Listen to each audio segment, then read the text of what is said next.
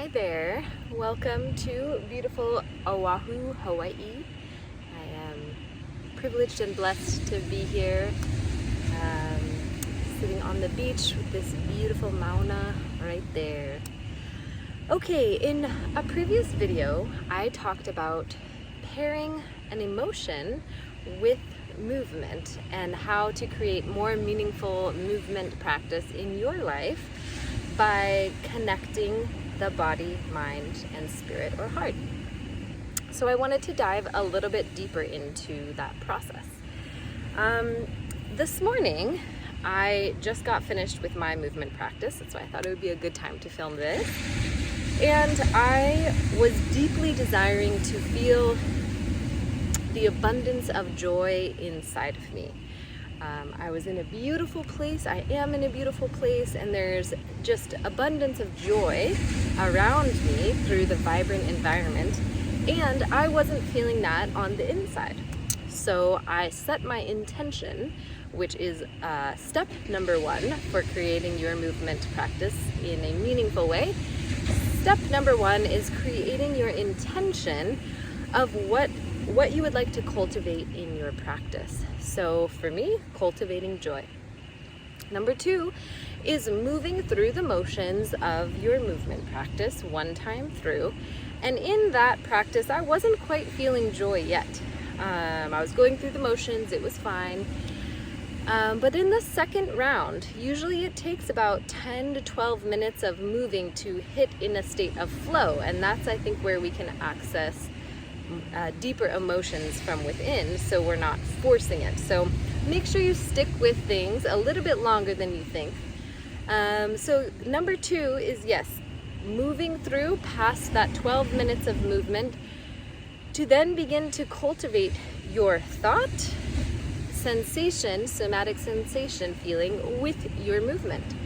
So I began to say, there is joy all around me. I feel joy within my body. And I kept saying that over and over and over again until it really started to cultivate and come alive and become true. And you could do this with any intention that you set. If you're trying to release anger, if you're trying to feel peace, whatever it is for you. Lastly, the most important part is take time after moving to sit, close your eyes, and begin to cultivate that feeling or that intention within you after your blood has been moving and after you've been working with your movement. So taking that time afterwards to sit with the emotion or the feeling that you're trying to cultivate, and then giving thanks at the very end, giving thanks for life, for your body, for your health, whatever it is that you have to give thanks for. Rounding things out with gratitude, I think, is a way that is like the glue that keeps our emotion and our mind and our body in a place of harmony. So let me run through those quickly, those steps deeper into creating a cultivating a sense of meaning into your movement through, number one, setting your intention of your movement. Why are you doing movement today? What is it that you're trying to cultivate? So it's not just meaningless movement. Hi! Number two, moving through the movement the first time in just being able to set the movements in place. Number three is then really honing in on the body, heart, and mind within your movement practice by repeating mantras, by feeling the inner sensation of what in your body, what sounds do you need to make, what places in your body are you wanting to draw more attention to. And then three, sitting in that feeling after your practice, closing your eyes, letting that feeling cultivate within.